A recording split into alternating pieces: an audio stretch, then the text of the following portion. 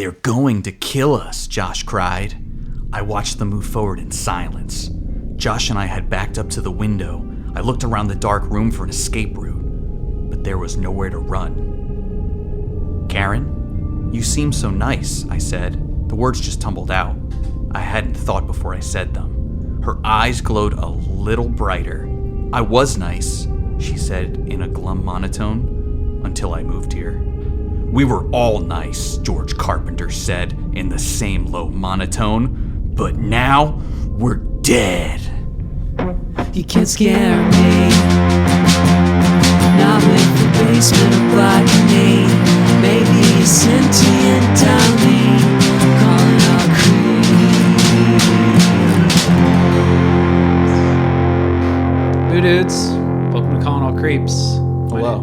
My name is Matt. I'm a professor of literature and an editor. My name is Dave. I'm a pop culture aficionado and comic jockey.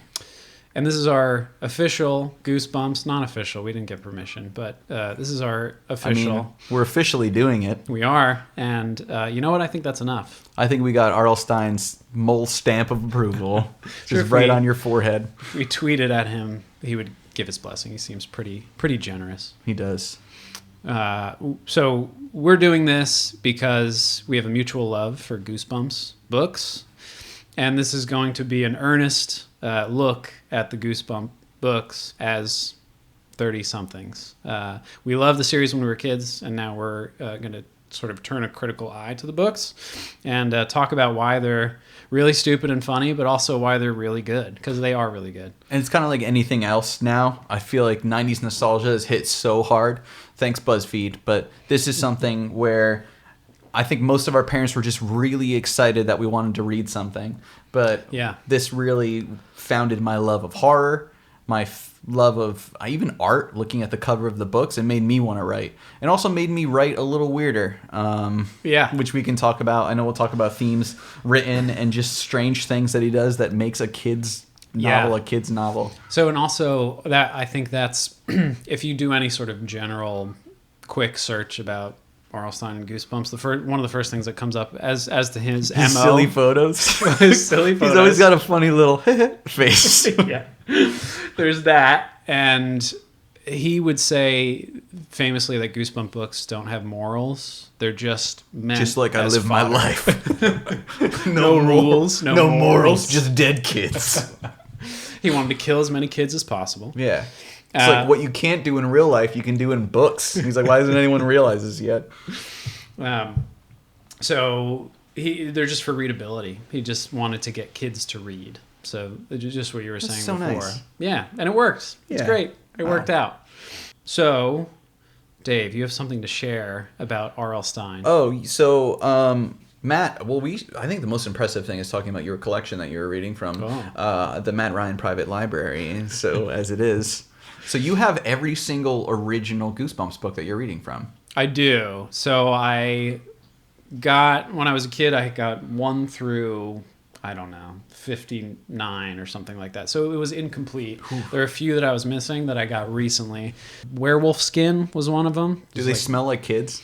You're like, this smells like this kid just had a Squeeze It and a Dunkaroo, and then they just had a Mondo juice.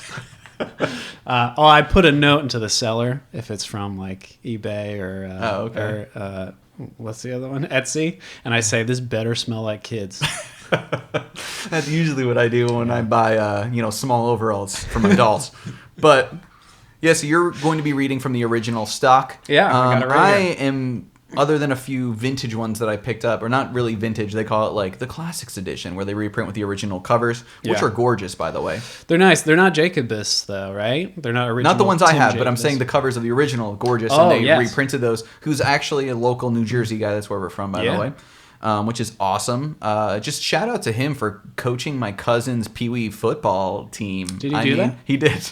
That's he also did all the art for their helmets, and they had posters and stuff. Whoa. And it was a skeleton coming out of the ground with a sword, which is real awesome. Was it curly? No, it was just the normal skeleton. Oh. It was just, I think it said on it, like, I can't be sued. I think it says, he's holding a little sign. It's like, I can't be sued, go team. But I'm reading the new ones. They come with a little bit of special features and a little switch up. Certain things have been changed, but we can talk about that. But one thing that I love, while the art is still, I mean, of course, we're all going to be biased for the original 90s art, but they have some Q&As with R.L. Stine, some fun little Mad Libs, which we did, which maybe we'll release for our Patreon subscribers. I'm lying. We're not, look for that. Yeah, we're not doing that. But I'd like to talk about Casper mattresses. $150 a month. It'll get you 3 minutes of content. Yeah, Blue Apron. I'm going to send you a piece of... I don't even know. So anyway, R.L. Stine, I was reading through when I finished the first book, which we'll be discussing, and I came across a question that just says, here's the question that's asked to R.L. Stine now. It says, how do you keep coming up with new ideas and creepy creatures year after year? Mm. And we really got to pull back the mask behind this beautiful man. And we really figured out how much time he took and how painstaking this writing process was when RLS said, I really don't know. Ideas come from everywhere, but most of the time, I think of a title for a book. Then the idea starts to take shape in my mind. For instance, Goosebumps Horrorland number 13. That's a new one. We don't really care about that, but he says, Goosebumps Horrorland 13, When the Ghost Dog Howls. Having that title makes me think, when does the dog howl? And why is he a ghost? Those are questions that Those are questions, the hard-hitting questions, and that's why he makes this story. Oh my God. So, talking about the title, where I know he was just a young man in 1992 who thought to himself... He was only 64 then. Welcome to Dead House. Goosebumps number 1. Yeah, so we'll be doing Welcome to Dead House, which I think was printed, and it's embarrassing that I don't have to look in the cover. I think it was July 1992. It was July of 1992, and I did some research into, just to set the tone. I know a lot of people listening to this, I was 4? I was 5, yeah. Yeah. And I mean, at this point, Goosebumps really didn't hit their stride. I feel like, when were Goosebumps huge with you? I feel like 95, I was at like my peak interest in Goosebumps. And that's where you can go to like ShopRite and you could pick them up right there. Yeah. They're everywhere. Scholastic Book Fair, you got to stop me. They're everywhere. Scholastic Book Fair was so exciting. It was awesome. But so July of 1992, take yourself back.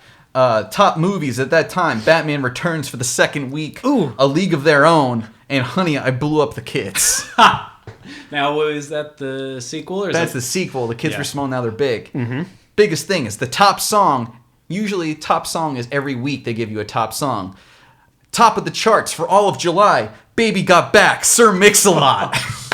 So you got to realize you could read about the dead kids, but you could also talk about how his anaconda, which is his wiener, does not want none unless it's got a big old dumper on the back.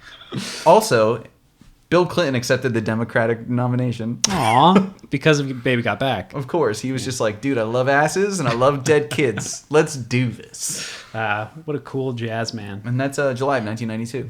Wow. So that puts us time and place, context.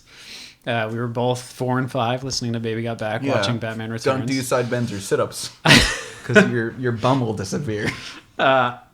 Cool. So and that was the start, right? Because there was a period of 5 years is Goosebumps run, and during this time there was a point where he was making a book every month. And also originally, I read this somewhere that Scholastic gave him a 6-book deal. And in the end, he made 62 original Goosebumps. Yes. Crazy. Why couldn't he have just done 7 more? It is frustrating that it ends at 62. Yeah. Or just go for 100 at that. If you're just churning them out. And we'll talk about this as we move forward, that realistically, the quality is... He could have ended at 50. Yeah, 50 would be a strong choice, actually. Yeah. I remember one. Isn't there one where it's just like, watch out, a shark? Deep trouble. Yeah. It's just a shark. Yeah, it's a kid who's just in open water, just and begging for death. Deep Trouble 2. There's another one. Man. A second shark. Yeah, the kid had a second leg to be eaten. Didn't learn his lesson. Let's discuss Dead House. Yeah. And welcoming to it. So, going into this book, we're going to give you a brief synopsis, but we're also going to tell you about our discussion of the book. Mm-hmm. We're going to try to give ourselves guideposts. So we're going to talk about the writing. We're going to talk about the characters. We're going to talk about spookiness. It's very important. Yeah. That's the spooky factor. Yeah. That's the motivation, really. Yeah. And also some of the themes. Welcome to Dead House. What is this book about? So it's about a house. Yep. It's about moving. It's about life. Yep. It's real deep. Yep. So it establishes a lot of the RL tropes, which are I'm moving because my parents got relocated for work, or in this case, it's because their great uncle supposedly bequeathed a house to. If your uncle, your great, do you know your great uncles? I didn't know my great grandparents really. No, I never knew a great anything. You can any do relative. like someone could just tell me about how much my great uncle queefed, and I would have no idea. So it's kind of the perfect scam. So what did he queef them? So he bequeathed a house, an entire house. That's good. To his grandnephew. And what town was that in? It was in Dead Falls. So isn't it Dark Falls? Oh shit! Or is it? It's all the same. It's it doesn't Dark matter. Falls. No, Dark you're Falls. right. It's Dark Falls. Which even if it was called Dead Falls, you'd be like, all right. But even Dark Falls, you're like, this place probably doesn't even have a CVS. Well, it would. It's covered in shade and the lights are off. That's pretty much everything. Yeah. Everybody wears Stetsons. That's pretty awful. They're definitely trying to make America great again. Dark Falls. They'd be like, not dark enough. I'll tell you what. It's the giant American flags to shield the homes from the sunlight. Which we'll discuss. Yeah. Why that's important. It makes sense for the book. So who are our characters? So our characters are Jack is the father, right? Yes. So Jack gets this house from his supposed great uncle, alleged great uncle. Then we have his wife, who is, I think, unnamed in this book. She's an unnamed wife. All she really does is put her hands in her pocket and walk around. That's the only description we found. She forces her kids to eat at one point. Oh, yeah, that's true. That's about it. That's as much detail as she gets. She does laundry at one time. It's sort of problematic, I don't think they actually do laundry. They just pile it up around the place, right? It's just piled. It's always a pile. Like, Amanda and Josh are their kids. And Josh are their two children. And every now and then in this book, they go, "What?" Yeah. And it turns out it's just a pile of laundry. It was just a shirt. My imagination. Whoops.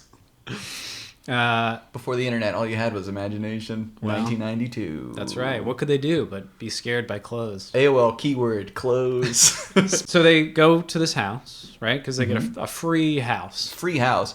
Which a fun line in that, the dad's like, free house, we'll sell the other one and we'll never have to worry about money again. That's confusing. It is. Their old house was made out of gold and was very expensive. Yeah. Or it was good real estate. Maybe they lived in like New York City or something, or an up-and-coming town. Right. They Who lived knows? in Manhattan, so they had a $1.2 million loft or something like that. Real nice. It doesn't sound like it, though. So It doesn't. It's confusing. So the father's dream, Jack's dream, is to write full-time. He wants to be a writer. So free house, plus you get the money from the other house, and that'll get you a little far. And you can pursue your dream. Great. So they go to Dark Falls. They do. Dark Falls, it turns out, was a Superfund site. So I don't know if the EPA was ever involved, but there was an incident there. I don't know this until the end. It's the cop-out of like, oh yeah, it's bad. Yeah. So Amanda starts to see things in the house, specifically little boys and girls. Yeah. Just appearing and disappearing, laughter in the house. These are standard sort of haunted house. Of course, story.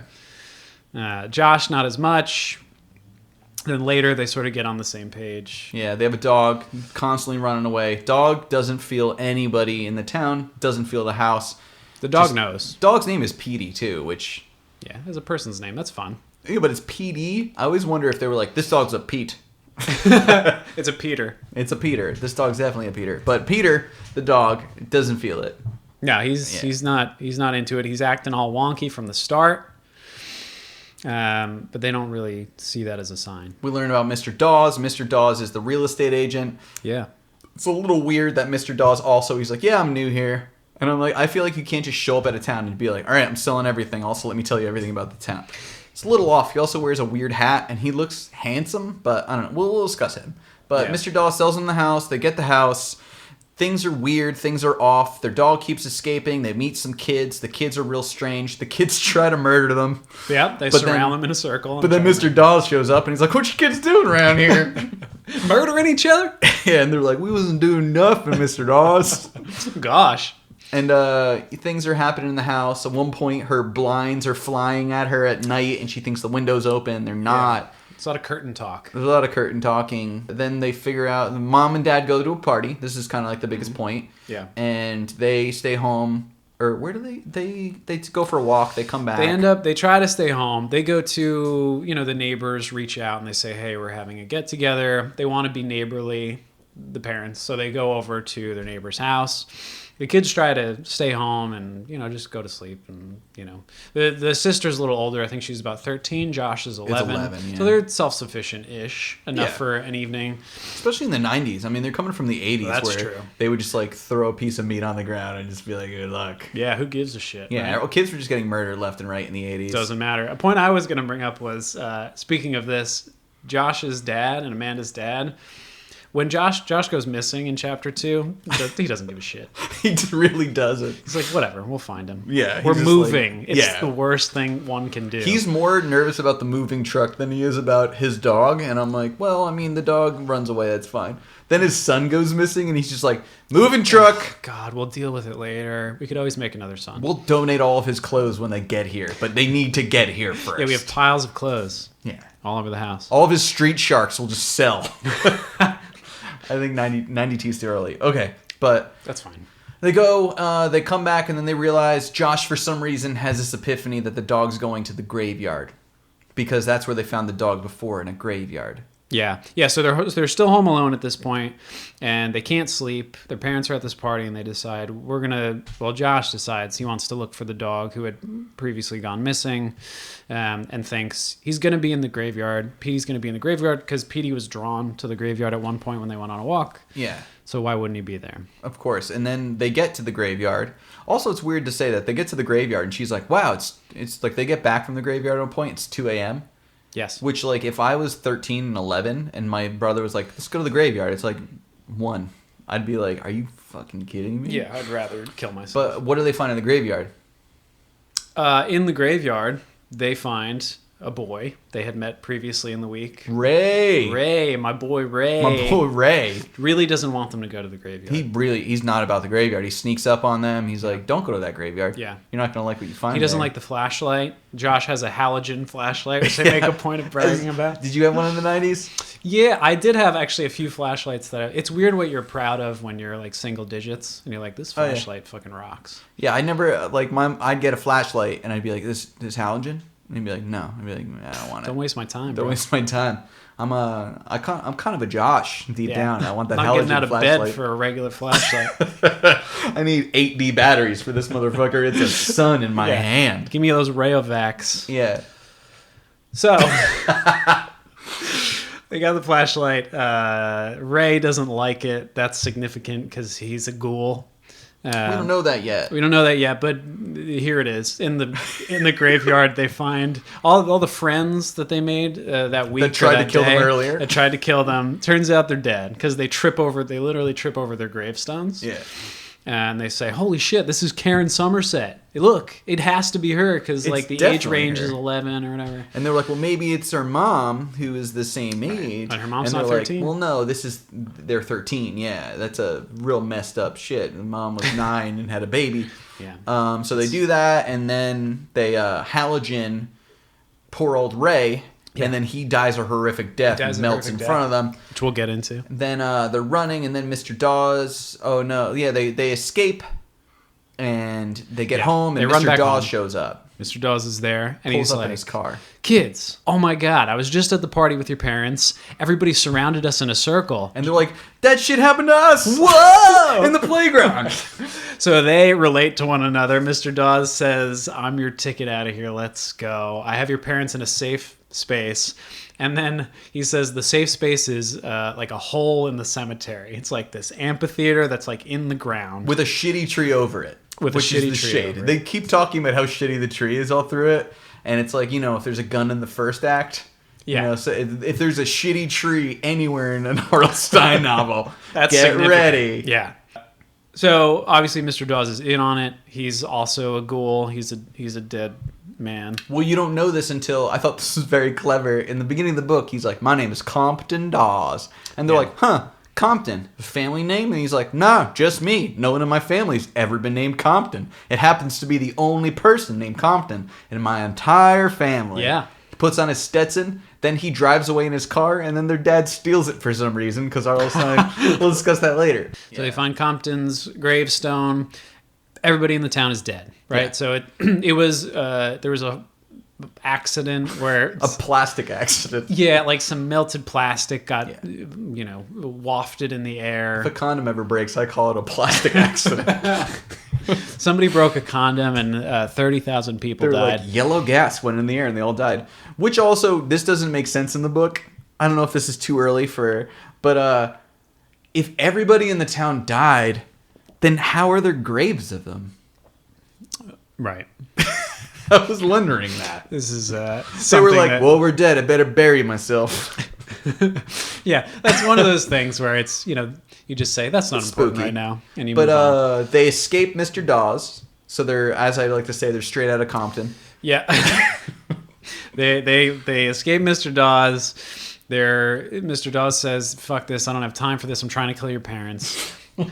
He has their parents with all the dead kids and everybody dead in the town. They're sort of surrounding the kids' parents in this amphitheater, which is for some reason in the cemetery. Very freaks. Very Google Gobble. One of us. Yes. And they want blood. So they need blood to keep living as dead ghouls. Yeah. They're very discreet about it. They're like, yeah, we're dead, so we need blood. Yeah. They're like, it's not even like, yo, we're vampires. They're like, no, we're all dead people who can't go in the sun, and we need blood. We need the blood of but two people. But they never say vampire, which is weird. No. Also, they can, like, at the end, they meet the kids, and like, you were the kids that were just like showing up in my room in my house, and they're like, yeah.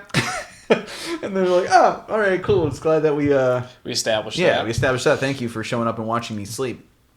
So what happens is they show up, they see their parents in the amphitheater under the tree, and dawn is on its way. They've already murdered Ray in cold blood. Yeah. Mr. Dawes runs away, and then they're like, okay, everyone's down there. We need to save our parents. We're going to die. So they're like, wait a second. Let's just knock this huge tree down that's covering an amphitheater. Yeah. Which, as a kid, I never thought I'd be like, oh, just fucking tear the building in half. Tear down this ancient tree. You have a lot of strength. They're like, we're just going to push as hard as we can, and we got this. I forget what chapter that is, but the next chapter, it's like, we push as hard as we can. Then there's the next chapter, and it's just like, well, that didn't work. So, obviously, as you would think, two children pushing an ancient tree would not work. And the reason they want to push this tree down is because it's going to expose the amphitheater and fill it with sunlight.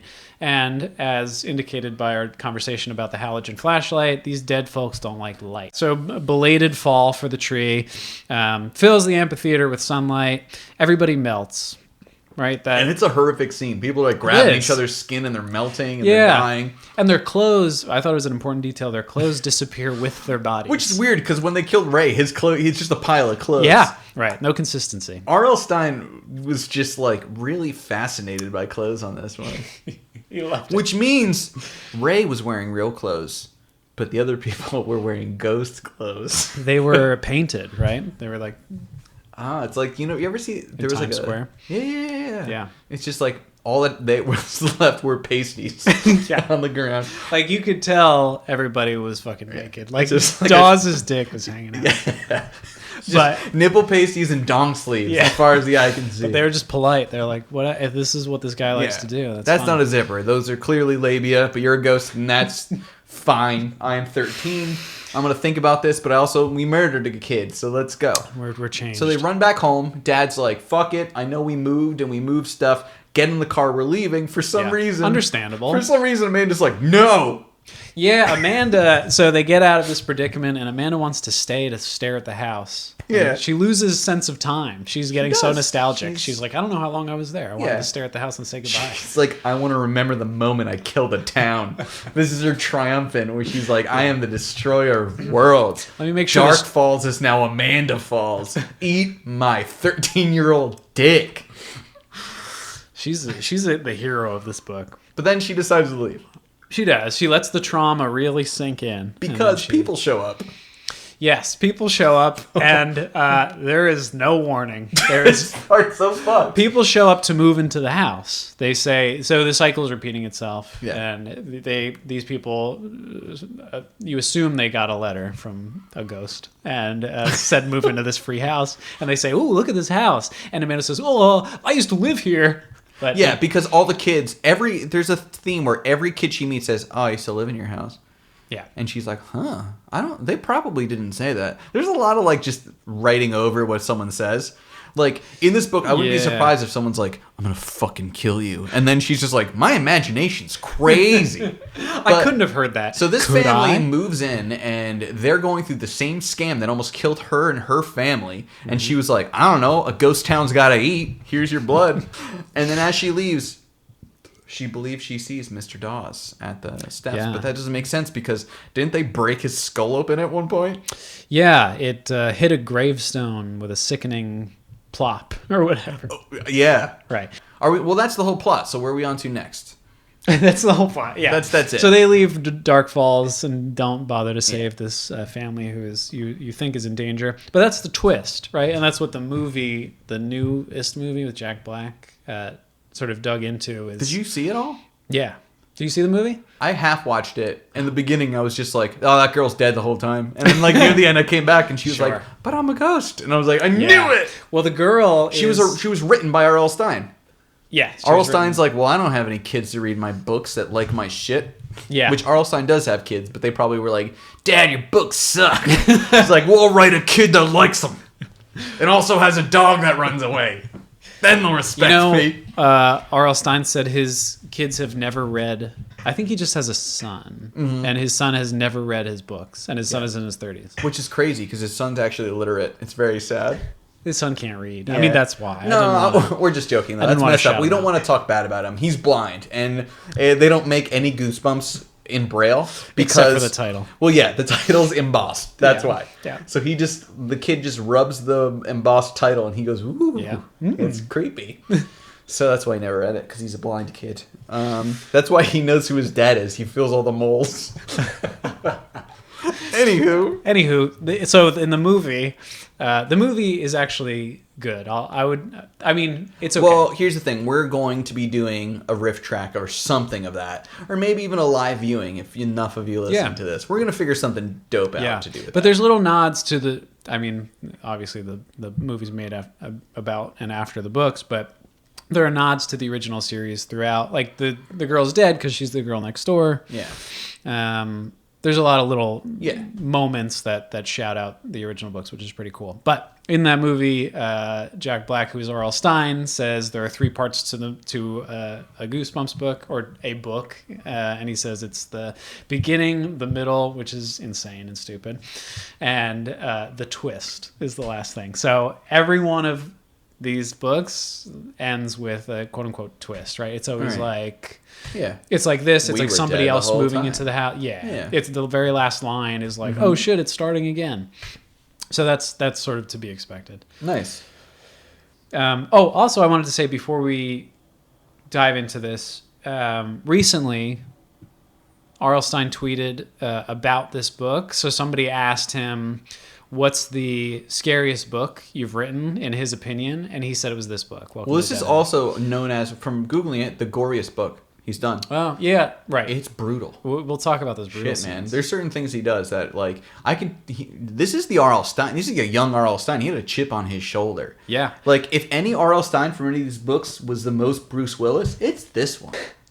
So he said he didn't have the right balance between being scary and being funny. So he wants a Goosebumps book to R.L. Stein is a balance of what's frightening and what's funny. I guess when you have a fun flashlight and a boy's head pops, I mean, like, it's not as funny. Well, there's a lot. So, and I notice in this book there are less Jokes? There are less jokes. There are less like quips for the kids, and the quips are cringeworthy as we move forward. Oh, yeah, they But when are. you're 12, they're not.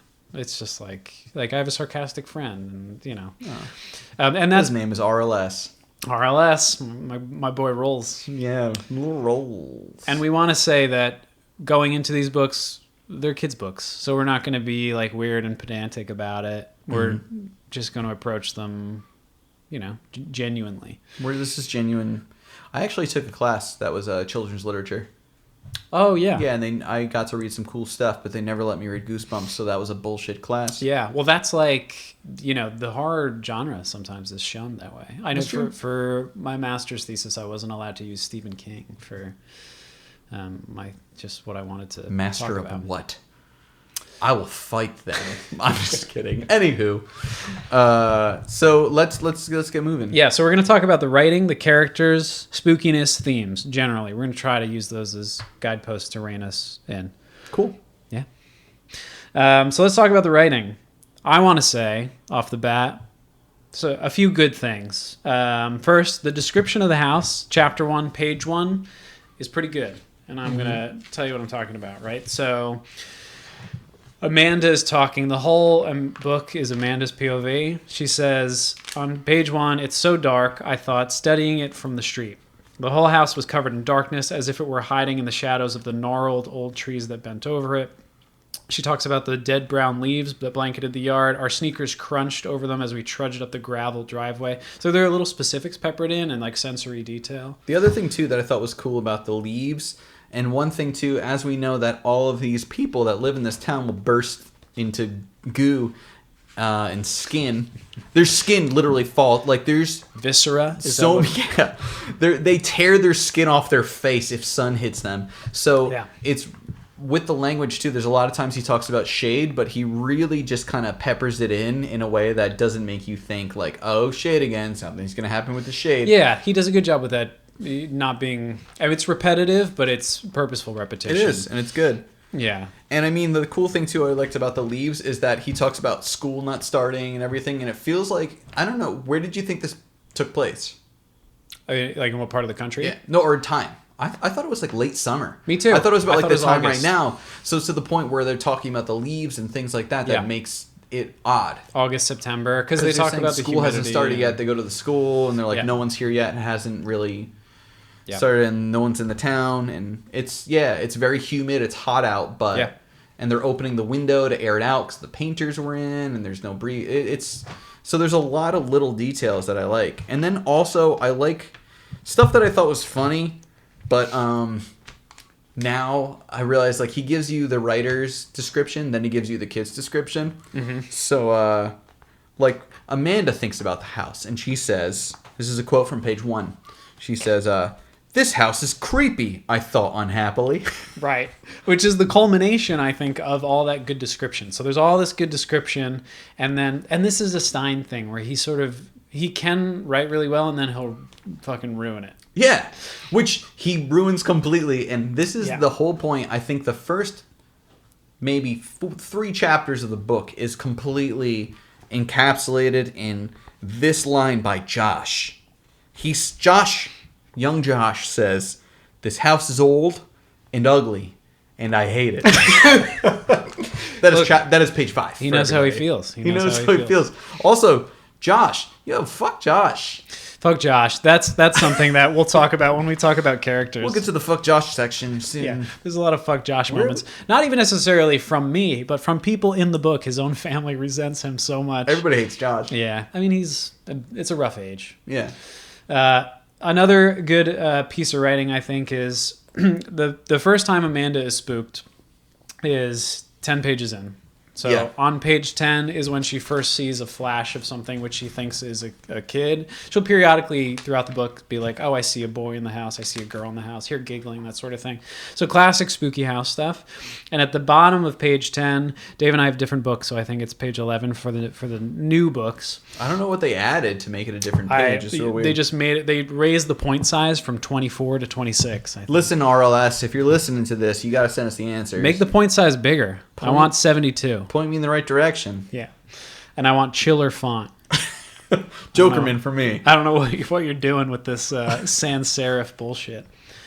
So the bottom of page 10 or 11, RL writes, "I was heading to the door thinking about which of my posters I wanted to bring with me." I mean, that's great. Yeah. Because it establishes her age. It puts us deeper in the context of her age. Yeah. And it's also very relatable. At 13, all about the posters for me. Blink-182 like, all over the place. New Kids on the Block? Because this was 92. So New Kids on the Block, I think. Yeah. Or maybe Sir Mix-a-Lot. Yeah. All right. Where So are we at? I was heading to the door, thinking about which of my posters I wanted to bring with me when I saw the boy. Just that sentence is there's tact in that, I There think, because when I saw the boy, he could have said, and does do this throughout the series, where he'll just say, "I saw a boy." Right? Yeah. Like it's like, oh, I think I saw a ghost. He'll just, because R.L. Stine is the master of telling and not showing, where the classic, if you're in any sort of writing class, is like, hey, show, don't tell, suggest, don't tell us outright. And so he could have just said there was a boy there, but he says, from her point of view, I was doing this, I was heading upstairs, that's when I saw the boy. And I think that there's some restraint in that. That's actually surprising. I like a lot of that. So that's pretty good. There are a lot of things that go against that throughout the book that are not as good. Another thing that was good while we're on that, chapter 9, page 59, the kids, when Josh and Amanda meet up with the other kids for the first time, Amanda says, "It's really dead around here." And I think that's a fun little detail, because that's so far before I highlighted climax. that too. It's page 58 for me, but I have that. Okay, so yeah, one page behind. And also, she said this to Ray, who is a dead boy. Yeah. And this is the line right after it. He chuckled. Yeah, I guess you could say that, Right. he said. Which is great, because I love that R.L. Stine's like, yo, Ray's going to go back to Dead Club and just be like, this bitch said it was dead, and I was like, you can say that, and we're going to fucking kill her. And there's a lot of things like that he adds into it, like character description, which is something that RLS loves to talk about. Yeah, he goes deep into character description. That's the second bullet point I wrote. Is there's the Stein trope where he likes to describe what everybody's wearing. I wrote there is no benefit to this. No, there's one good benefit. This is the first good benefit. There's only one good description of anybody, and it's Dad. It's Jack. Where she's talking about how, like, Dad is obviously, okay, so here's the line that I thought was kind of awesome. So it says, Josh and Amanda aren't happy about moving, Dad explained, tucking his shirt tail in. Dad is a little overweight, and his shirt always seems to be coming untucked. Right. And it's just like, they keep going on how Dad's like a fucking mess, and he's so nervous, and he's just freaking out about like the moving truck and stuff. And it really paints a good picture of this nervous dad who should be listening to his kid, but he has so much going on that he doesn't really care. Yeah. And it's coming unhinged. Yeah. Yeah, the dads are always schlubs in these books. See, this is the first I read this Goosebump maybe 2 years ago. Mm-hmm. I decided to have a super 90s summer, and I picked this one up for number one. The other ones I haven't read since I was like in the single digits. Off the top of my head, I recently reread Welcome to Horrorland. Okay. Or One Day at Horrorland. I'm such a bad fan.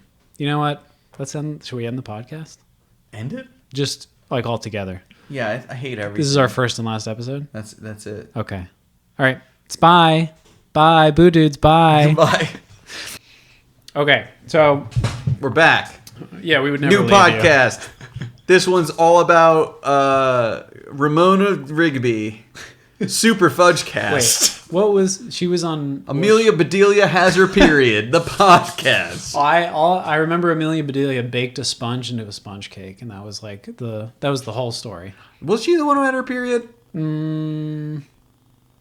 don't know. Lauren, you're a girl. Did she have her period? Asking my wife who had their period.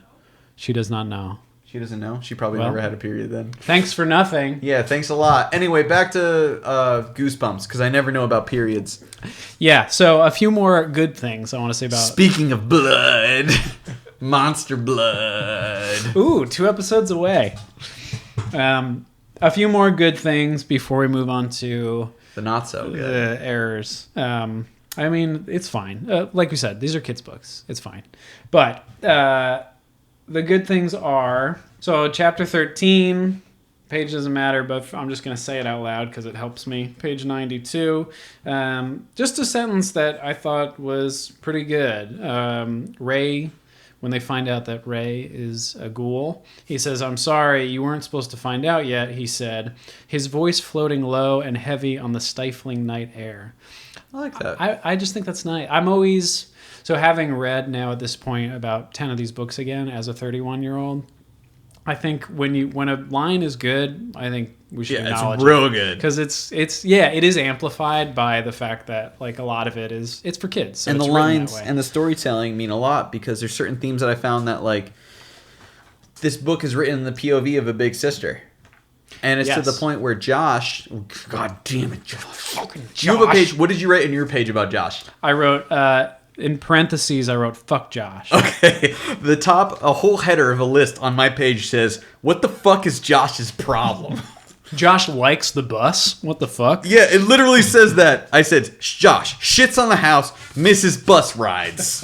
Cliffhanger. Josh takes the dog and dips. Fuck Josh. Fuck But Josh. a lot of this, the reason that you're shitting on Josh is because you got a big sister's perspective. Mm-hmm. And I love that when Dad's like, oh yeah, where's Josh? The sister freaks out and she's like, where's Josh? And she's like, I'm surprised I couldn't find Josh. She also says she's surprised she even cared he was lost.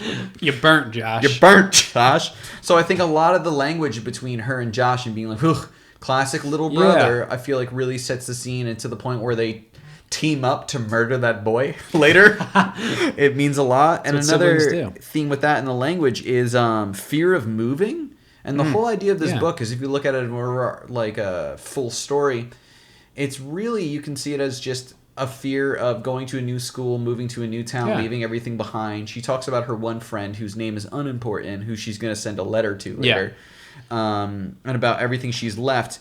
And the fear of moving and change. Youth and only knowing one way really is told through Josh and Petey's eyes. And this line I thought was awesome to kind of set that up. Lay it on me, it's baby. Page 21 in the new book, which is probably page 20 in the old book. The New Testament. It says, I guess that Petey was also upset about our moving. After all, Petey has spent his whole life in our old house. He probably felt a lot like Josh and I did about having to pack up and move and never see the old neighborhood again.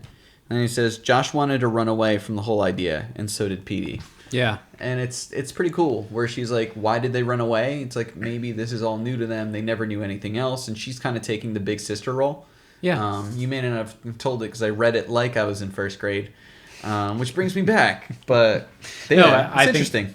I think you're right. And that it sets the tone for the Goosebumps series, which is really, it's like displaced children a lot of the time. They have to relinquish control, and it's hard. These are their formative years. It's hard to do that. It must be really hard, too, when everyone's a ghost and you got to kill a tree to murder everybody. It's hard enough to be social, and then everyone's dead. Bunch of ghouls. When I was 11, I murdered, let me count it up, no one. When I was 13, I had to kill a Dracula when my parents got divorced. Really? Yeah. That's pretty interesting. Yeah, but we won't talk about that right now. What was the name of that book? Dude, don't bring it up, all right? All right, that'll be It's really hard for That's me. podcast 63. Yeah, we'll get there. That'll 69. also be an extra long one. Just like Matt. Yeah. Nice. I meant his wiener. So, more about my wiener. There's a couple more, I think, good things. There are even more than these next two, I'm going to say, but we're going to go down the bad writing path, and then we're going to go down the characters we're doing an path. extra long one, but not that long. Yeah, this is going to be a long ep, so thanks for strapping in. But or strapping on. Or strapping on. Depends what you do. Hachi machi. Look, if you're in the car, wait till you get home to strap on. Yeah. Page 97, Ray's eyes fall out. So, okay, so I wanted to talk about this language too. So R.L. Stein, I feel like, had a chip on his shoulder for a couple different things. Number one, I feel like his dog, who they discuss, his dog's name is Minnie. I feel like he got his dog for his son. R.L. Stein's dog. Yes, IRL for RLS. Yeah. And I feel like they got the dog for his son, and then he's like, "You're going to be responsible, you're going to take this dog out?" Mm-hmm. And then his son was just like, yeah, I'll do it all the time. Then RLS had to take this dog out every day. Of course. So he sits down, and he writes this book, and he's just like, fucking dog runs away. It's going to be the first to die. Dog smells like shit. And then he kills the dog in this book. Yeah, that's... so that was one of the bad things I wanted to say about the writing is, like, he kills the dog first. And actually, Ray says, oh, yeah, in this town, we kill the dogs first. And it's really fucked. It's an example of bad writing because, like, I like R.L. Stine a lot, but like it's kind of fucking sick to do that. It is also, the dog's dead. He didn't have to say it. With the red eyes, if the dog just ran away, it would be fine. Right. My notes on that is, killed the dog in book 1? Holy shit, RLS, you brutal. I had the same thing. I said, when they found the dog again, it fucking stinks. And the funny part is that he does it, it's like, oh, that stinks, it's dead. Yeah. So describes the stench of this dog. Exactly. That's why we say it, is because there's a paragraph about how the dog smells. But Josh picks it up and recoils physically. Says, "Oh, he stinks." I wrote about how Josh really loves his dog, but hates smells more than he loves his dog. Yes, which is fair. Yeah, he goes to a graveyard at 2 a.m. to find his dog. But when it smells like shit, he's like, "Fuck it." Throws it back. I'm going home. Put it back. It's really sad. I found that passage really sad because they have to reject the dog at that point. But he's running after the dog. Then the true brutality starts. I thought killing the dog was rough. Then what we're about to discuss is even worse. Well, and also while we're on the dog, so the point of these people, these dead people continuing to exist, is they need blood as their life source. Yeah. First, and he says, first as a habit, we kill the dogs. How much blood can you get out of this? What is this dog? It's like a Westie or something? They killed the dog because the dogs are sensitive to these things and know it first. Right, yeah. So they didn't want an alarm going off. If you guys have the new books, you can check in the Q&A in the back where RLS talks about the dogs and how he believes that dogs have that, and how his dog, Minnie, will hide in the closet during a thunderstorm. But sometimes Minnie will go to the closet half an hour before the thunderstorm even starts. He doesn't even know there's a thunderstorm. He has a sense. He's a sense, yeah. And that's why I bet before the thunderstorm starts, RLS's dog smells like shit. And that's why I wanted to put it in his book. So before we talk about the brutal scenes, which are articulated well, I guess that does fit in this category because it works. But this Ray melting description to sort of start us off, I like it because it's so funny. And I'm just going to read it and then we'll talk about it. It says, I stared into the circle of white light. This is Josh's flashlight. I stared into the circle of white light, unable to look away, as Ray's skin folded and drooped and melted away. As the bone underneath was revealed, his eyeballs rolled out of their sockets and fell silently to the ground. So I'm picturing, and Josh, frozen in horror, somehow held the bright light steady, and we both stared at the grinning skull, its dark craters staring back at us. So that's a little more metal. That first part of the eyeballs just silently rolling out is very funny. After this, I want to read, because I wrote these notes as I was reading it, and every page got worse. I wrote a new note, so we'll discuss. It's insane. Yeah. And then while we're talking about... his skull. I know, yeah. Get to his skull, please. Okay, so then it says, I jumped aside as he crumpled to the ground. This is Amanda speaking, and gasped as his skull hit the top of the marble gravestone and cracked open with a sickening splat. Splat is italicized. Yes, it is. That's how you know how great it was. Yes. So this is what I wrote. I wrote, Ray's double death. And I wrote, Ray's face melts off. So fucking metal. Page 95. Then his goddamn eyes fall out? Fuck. Page 96. My God. His skull cracks open. For a dead guy, Ray dies so hard. He dies 3 times. He dies a bunch. Because he's dead, then his face melts off, and then his skull cracks open. And as his life is being fucking double shattered, he gets plastic gassed, then he gets ruined. And he's like, I'm sorry. Yeah. I'm sorry. Whoops. He's really sorry about it. And this sort of metal description happens a bunch, but I want to get my last good gem in there of quality writing. And it's quality because it's the dumbest, funniest line for me in the whole book. It's perfect. And here it is. It's at the end of chapter 14. Page number, again, doesn't matter because it is at the very end of chapter 14. Amanda says, "What do you want?" I screamed in a high voice I didn't even recognize. "What are you going to do?" "We used to live in your house," Karen said softly. "Huh?" I cried. "We used to live in your house," George said. "And now, guess what?" Jerry added. "Now we're dead in your house."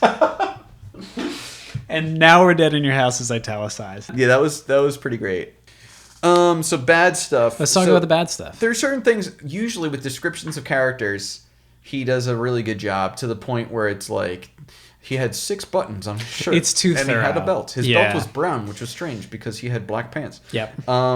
So one thing I think he tried to do, and he wanted all the ghosts to have pale blue eyes. Do they all have pale blue eyes except for Petey, who has red eyes? Yeah, but they all get red eyes, but during the day when they're all hanging out, they have blue eyes. The thing that bothered me is at 2 points, he describes Mr. Dawes' eyes as crinkly blue Yes, eyes. in the same chapter. What's crinkly blue eyes? I think he means crow's feet, right? Just like the crinkles of the corners of your I think eyes. of potato chips. He's I've ridged. never heard eyes as crinkly. Like, I imagine he blinks and it's like... He's an oily boy. Yeah. I think if we're going to give RL credit, which I think we should because we have a Goosebumps podcast. Of course, I love that guy. I think these are little hints at who he is, which is a corpse. Yeah, that's true. I mean, if somebody, every time they're like, oh, wink, wink, his eyeballs fall out. I love, too, that Mr. Dawes, there's a scene, we won't find it, but like, she's like, he used to look so young and hot, but then I saw him up close, and I was like, fuck. Yeah. He wear a lot of makeup. Yeah, I was like, yeah, boy, you just got all the crow's feet. You crinkly goddamn head. He's a crinkly boy. Yeah, they she's don't like, I noticed he looked older, but this is after she literally put a dent through his forehead and his skull was showing. Yeah. Oh, so let's talk about the gruesome scenes. Yeah. So the last chapter is when they all disappear. It's a fucking murder fest. Should we just read it? Yeah, read it. Okay. So it's like a few paragraphs, so it's fine. Listen, this is a lit podcast. You have to be ready for some readings. Yeah, we're gonna rub that lit. Yeah. Rub that lit, girl. Okay. Josh and Amanda have pushed over a gigantic tree. A tree that it covers an amphitheater that the entire town sits under. Sprawling roots. Something that 3 cranes couldn't lift. Yeah. They've pushed over. Okay, imagine everyone that lives in your town could fit under one tree, and then These combined age of 24 kids could ruin that tree. All right. The cries went up instantly. Horrified cries, angry cries, frantic cries. The cries became howls, howls of pain, of agony. The people in the amphitheater, the living dead, caught in the golden light, began scrambling over one another, screeching, pulling, climbing, pushing, trying to claw their way to shade. By the way, this is good writing. It is good. I think. But it was too late. It gets worse. Their skin began to drop off their bones, and as I stared open-mouthed, they crumbled to powder and dissolved to the ground, their clothes disintegrating along with them. The painful cries continued to ring out as the bodies fell apart, the skin melted away, the dry bones collapsed. I saw Karen Somerset staggering across the floor. I saw her hair fall to the ground in a heap, revealing the dark skull underneath. She cast a glance up at me, a longing look, a look of regret. And then her eyes rolled out of their sockets, and she opened her toothless mouth and cried, "Thank you, Amanda, thank you," and collapsed.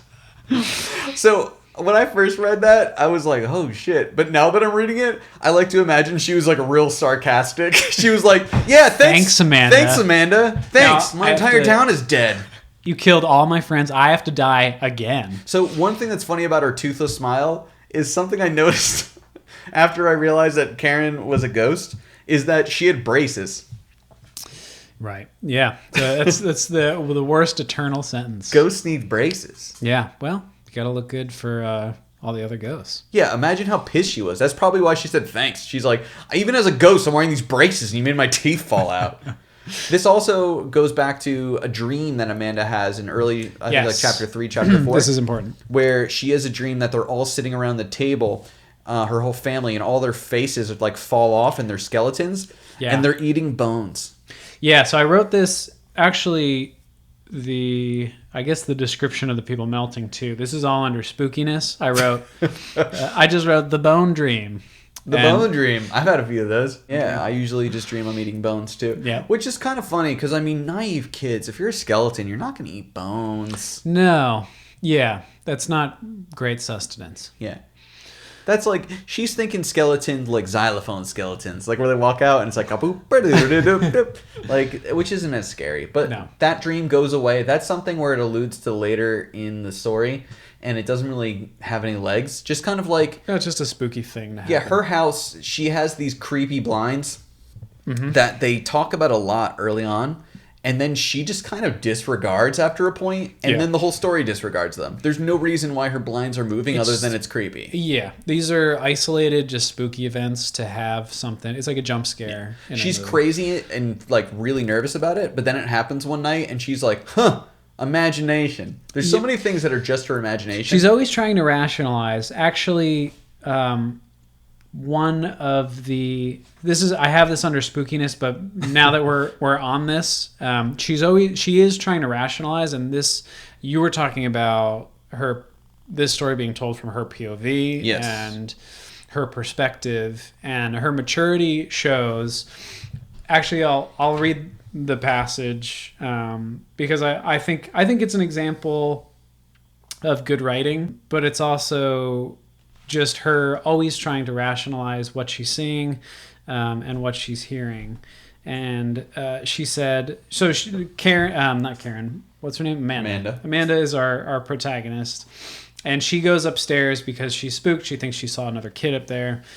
She said, "I stopped, breathing hard, leaning on the banister. Who could it be? A burglar? A bored neighborhood kid who had broken into an empty house for a thrill?" So already rationalization. She says, "Maybe I shouldn't be alone up here." Which is, again, a responsible thought. "Maybe the boy in the window was dangerous. Anybody up here?" I called, my voice suddenly trembly and weak. Still leaning against the banister, I listened, and I could hear footsteps scampering across the hallway. No, not footsteps, the rain. That's what it was, the patter of rain against the slate shingled roof. I think this whole passage is really nice because I think it's relatable. I've had moments even now that I'm scared and I'll talk myself into something. Oh, I ain't never scared. I am scared all the time. I'm constantly pissing myself, and my wife keeps having to do laundry. Our water bills are through the roof. I mean, one thing I have to say about this book is that the house is the least haunted part. Yeah, the house is the MacGuffin for the story. It doesn't matter. I think that passage is good because it shows her rationalization, and it brings her back to reality and sort of the concrete. And I think that's relatable. When you can find something to glom onto and say, okay, that's real and that's fine. The rain sort of lulling her back out of panic mode. Yeah. That's impressive for RL. I think it's good. I think we got out of writing. We're in the creepy phase now. We got a lot of creepy stuff to talk about. But there's bad things. There's bad writing things. Can I do a bad writing thing? Of course. So this is the worst simile I think ever. And I loved it when I read it because it's the laziest thing ever.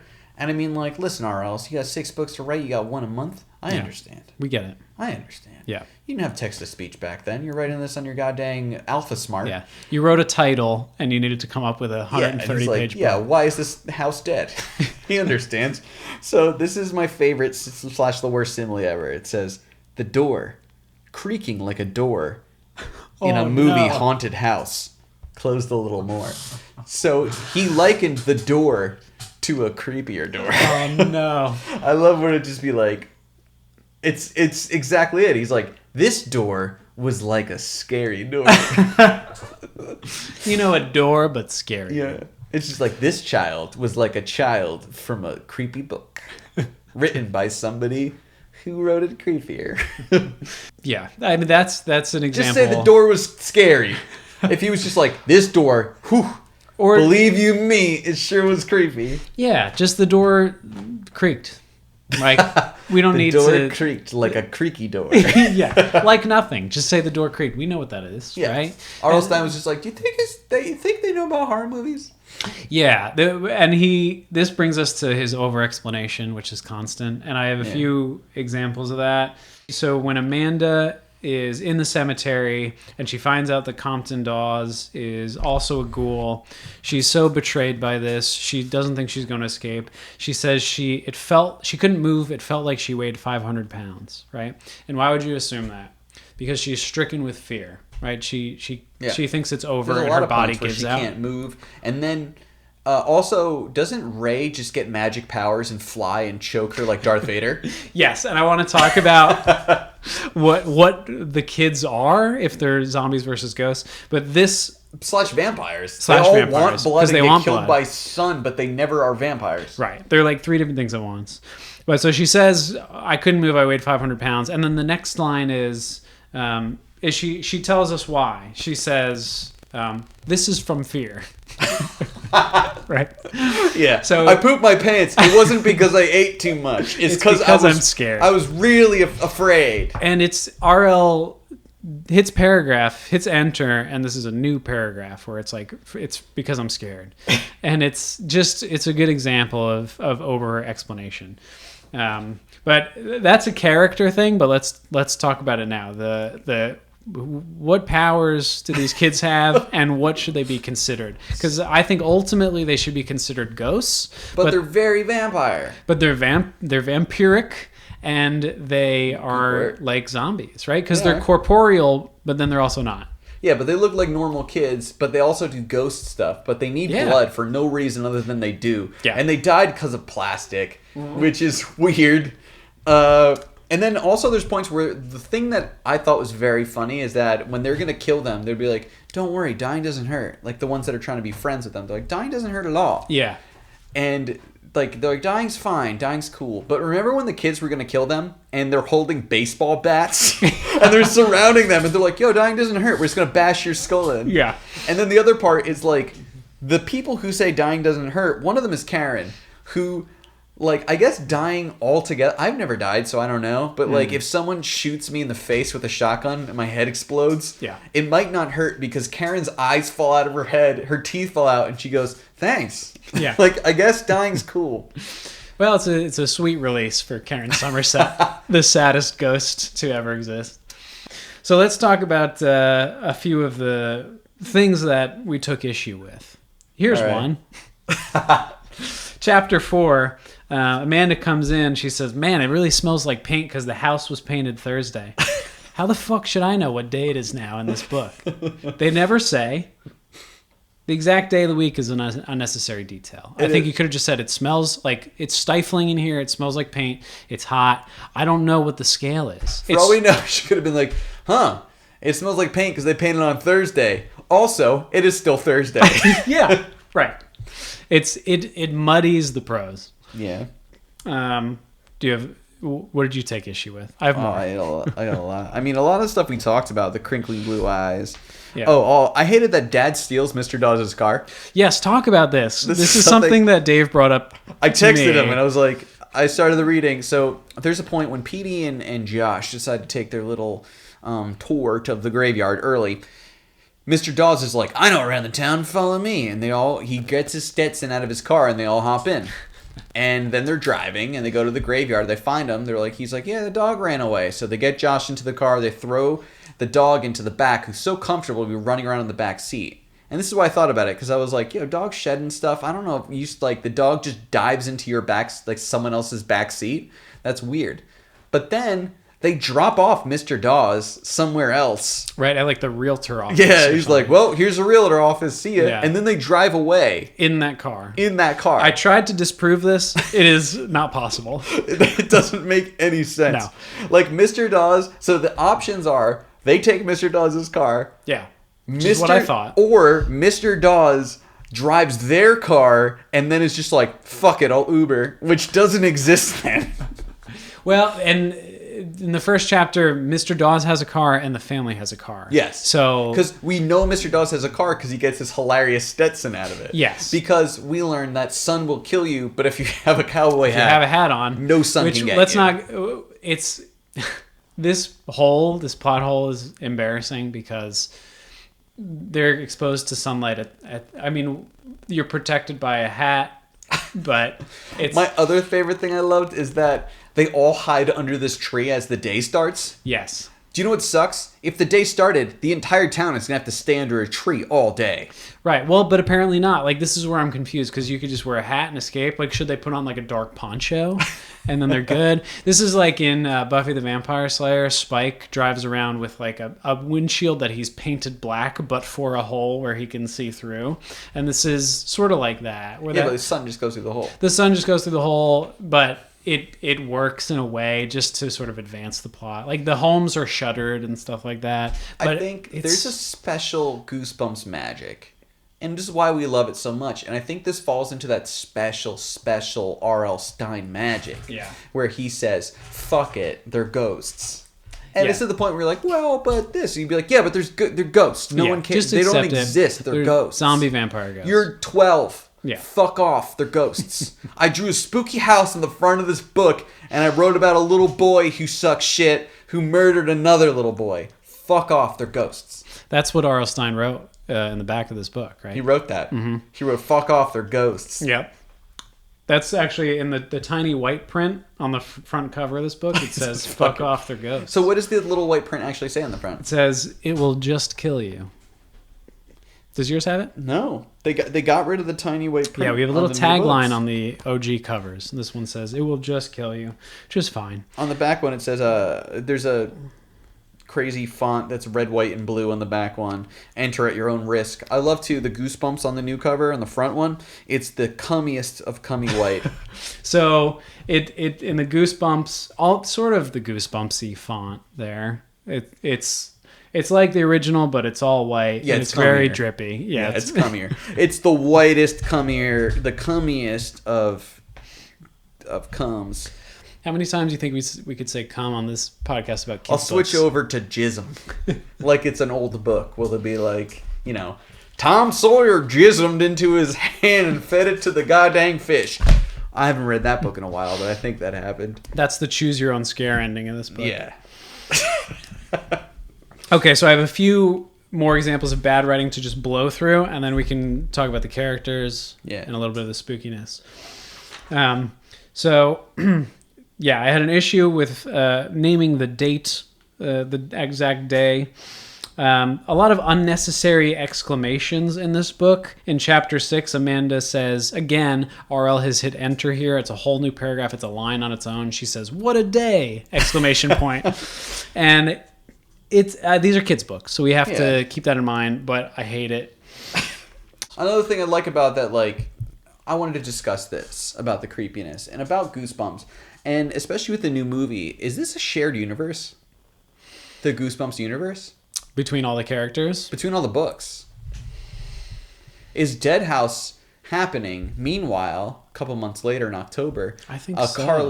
Carly Beth is getting a spooky mask because she doesn't like her duck costume. I think it is. Because I wonder if the themes of this and the lore that's set up by R.L. Stein, where when you're nice, you're fine, you're alive, you're nice, but when you die, you're a dick. Is that what happens? This is like this mirrors Catholicism. Can we look into this, that when you're dead, you're mean? We were all nice, but now we're dead. Oh, I see. I'm wondering if the themes of this book, if we can take a look at these as we venture on down the Goosebumps lane to see if when you're dead, you're a dick. Because as we talked about, how I remember Goosebumps is everyone's always dead at the end. It was just like, oh yeah, I was dead. Which it could be about the shark book, and then he'd be like, oh yeah, the shark ate my leg. And he'd be like, oh, I'm a fisherman, I'm dead. He'd be like, well, nice to meet you. Well, let's see. I think, so I'm going to dispel this rumor. I think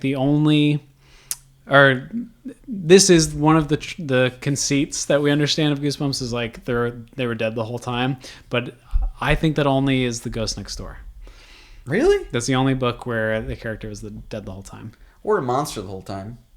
Yeah. I like the ones where it was like, guess what? I was the monster. And you're like, no, I was reading in your head the whole time. Why are you tricking me? That's the twist.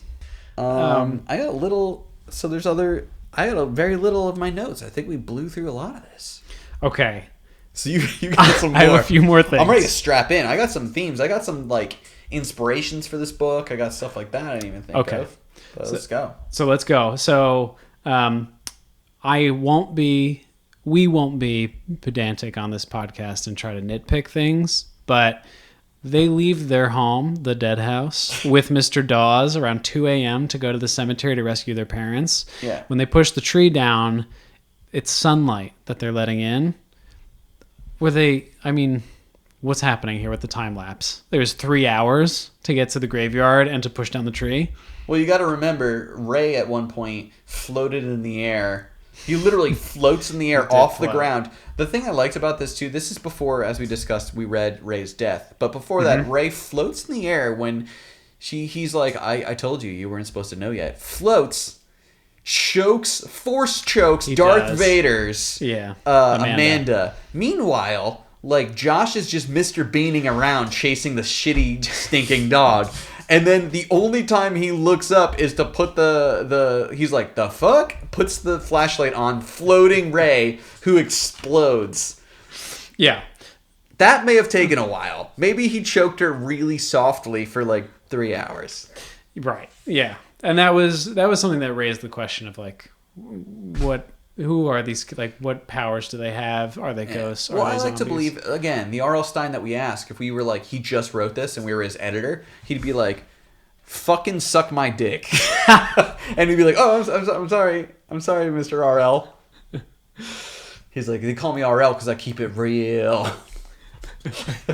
And then he just like farted real loud, walked out the front door.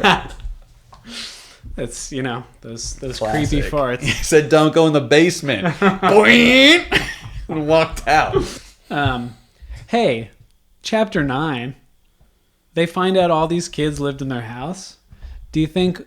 So, how many people have used their toilet? Huh.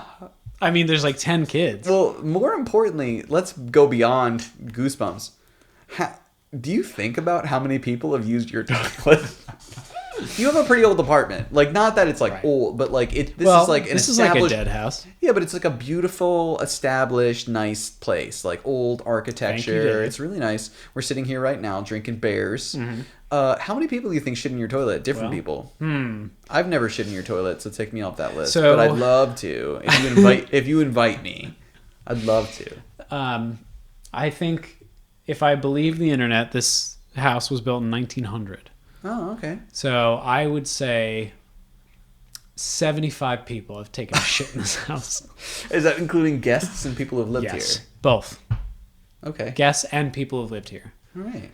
I would say, because at least we're renting, at least, I don't know, 20 people have rented here probably. Yeah.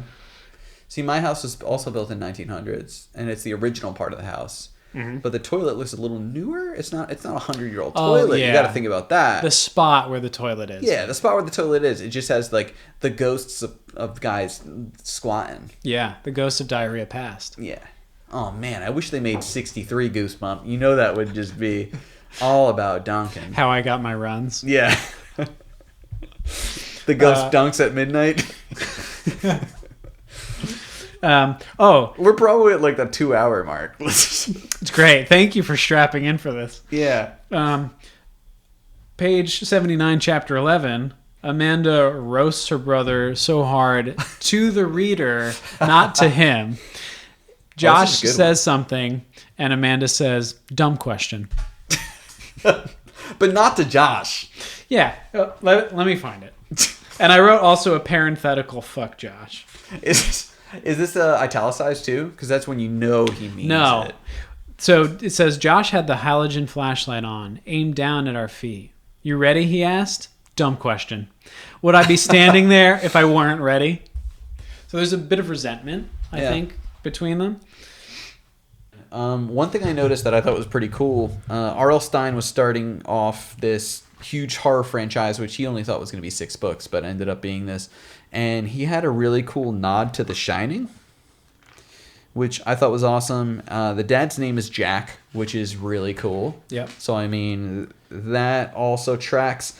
And the coolest thing is that the dad, the reason he moves to this house and wants to sell his old house is, so I'll just read it. Dad sure was excited. He's been looking for an excuse to quit his boring office job and devote all of his time to his writing career. This house, absolutely free, would be just the excuse he needed. Which really is, I mean, that sets up The Shining too, where he moves in to take care of the hotel. Yeah. And I mean, that time will allow him the peace and quiet to work on his novel and slowly loses his mind. Of course, this isn't that, but I think it's a really cool way to start that off. I just want to think back. One thing that got me into really reading horror books is I used to look on my dad's shelves, and he was the person where once a Stephen King book came out, he had it. Mm-hmm. So every hardcover first edition Stephen King book was on the shelf. I remember awesome. Monkey Shines being horrific on the side, and even the spines that had like little images being crazy. So having that whole lineup of Stephen King at this point in the 90s, early 90s especially, churning out these classic horror hits, and then I imagine Scholastic being like, yo, RLS, this is what we want. We want some spooky books for kids. 92. I mean, there had to be some sort of correlation between those two. So for him to start off with The Shining, it's pretty good. Pretty good. Yeah.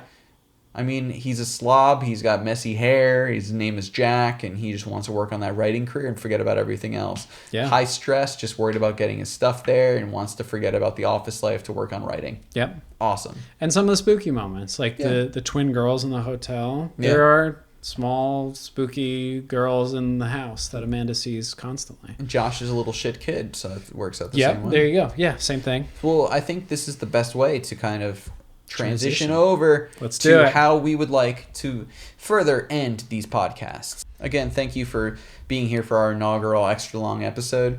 We just knew that you guys were going to get a first taste of us. Hopefully you're still listening, and if we just want to give you a brain full, a mouthful, and a whole lot more. And a kiss. Oh, a kiss. So, 3 things we want to talk about. First, Dave, top spooky scare in this book. What stood out to you? So I have to go with when they figured out Ray was a dead guy.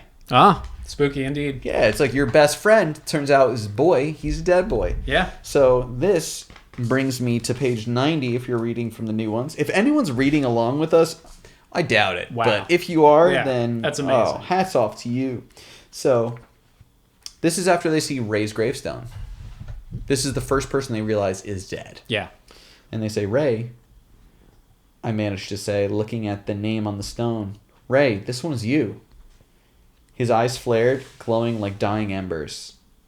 Yes, it's me, he said softly, moving toward me. I'm so sorry, Amanda. And I was like, and that's how the chapter ends. Yeah. Which when someone's like, oh, fuck, I'm so sorry, and they start walking towards you softly, Yes. like that's spooky. Because you get the context. The context is the message is I'm going to kill you. Yeah. And I'm sorry about that. Yeah. And you're being... It's just like, oh, man, didn't have to go this way, but you're fucked. Now I have to kill you. Yeah. Yes, that is unsettling. It was spooky. Yeah. Top spook and scare. Cool. R.L. Stein, you spooked me. For me, I was spooked by end of chapter 7, one of the many occasions. So we were just talking about the fact that Amanda sees children in the house, ghost children. I see children in real life, and I'm like, spooked. I'm Ugh, get the heck out of here, children. Go away. Above me on the landing stood a strange girl, about my age with short black hair. She was smiling down at me, but not a warm smile, not a friendly smile, but the coldest, most frightening smile I had ever seen. That's pretty spooky. Yeah. That's spooky. Why is she smiling? Right. Yeah, it's a frightening smile. It's a cold and frightening smile. It's a cold, frightening smile, and she's like, especially on the stairs. Yeah, and this is after, Amanda has struggled with seeing these kids throughout and tried to rationalize them, and then finally I think this is creepy because it interacts with her. Exactly, especially she smiles. can't be like, oh, it was a pile of laundry smiling at me. Yeah, right. So it becomes real. Yeah. Cool. Best dressed. Oh my God, you gotta go with my boy Compton. Compton does. Oh, you got Compton too? Yeah. Compton had does. this blonde hair. It was puffy. It was swooshed. Yeah, I mean, he had crinkly old eyes, but His eyes crinkled. But he looked good, man. Yeah, and he had a man. Stetson. I just hope they would crinkle my way.